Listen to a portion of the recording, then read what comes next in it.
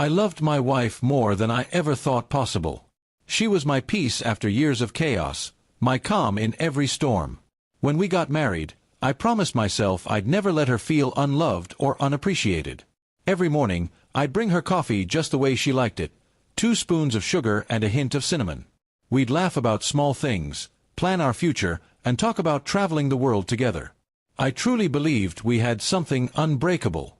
One Saturday morning, we decided to drive out of town to visit her cousin. It was a bright, peaceful day, and the highway stretched endlessly under the sun.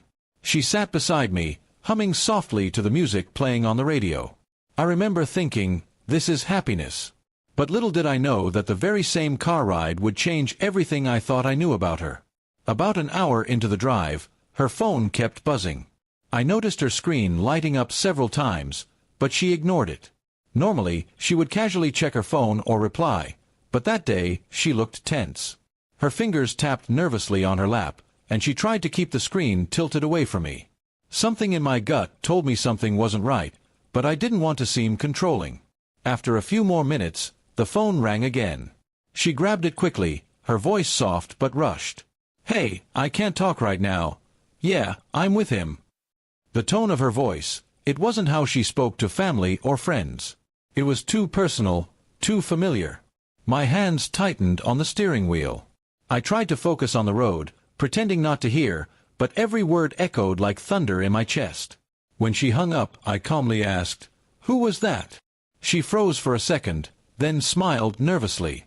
"Just a friend from work," she said, her tone light but forced. I nodded, though inside, I felt something dark begin to rise. "You seem nervous," I said quietly. She laughed it off, saying she was just tired. But I could tell she was lying. We stopped at a small gas station to refuel, and when she went inside to grab a drink, I noticed her phone left on the seat. I hesitated for a long time before picking it up. I wasn't the kind of man who invaded privacy, but that day, my instincts screamed louder than my morals. I opened the messages, and what I saw made my heart sink. There were texts from a man named Ray. Messages filled with words no married woman should be sharing with anyone but her husband. The messages spoke of late-night calls, secret lunches, and plans that never included me. My stomach twisted as I realized the woman I trusted completely had been living a double life. When she returned to the car, she noticed my face instantly. "What's wrong?" she asked, pretending not to know. I handed her the phone without a word.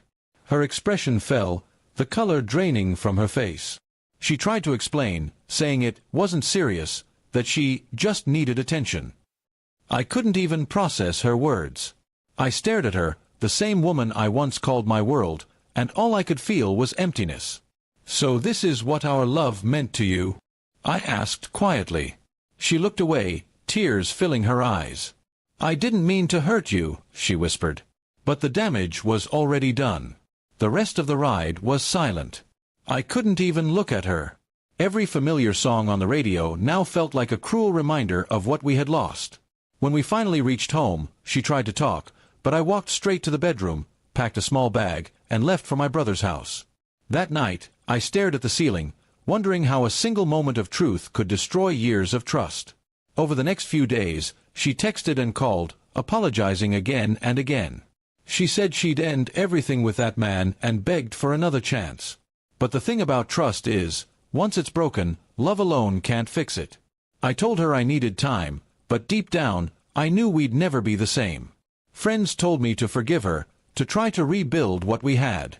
But every time I closed my eyes, I saw that phone, those messages, and the way she said, "I'm with him." It played over and over in my mind like a nightmare that wouldn't end. Months passed, and she kept trying to make things right. But I couldn't go back to pretending. The laughter, the warmth, the little inside jokes, they all felt like memories from someone else's life. Eventually, we decided to part ways. She cried when I left, and so did I, but it was the kind of crying that comes when something truly ends. Now, years later, I sometimes drive that same road again. The same trees, the same sunlight, but the car feels emptier. I learned something that day. Love is precious, but trust is sacred.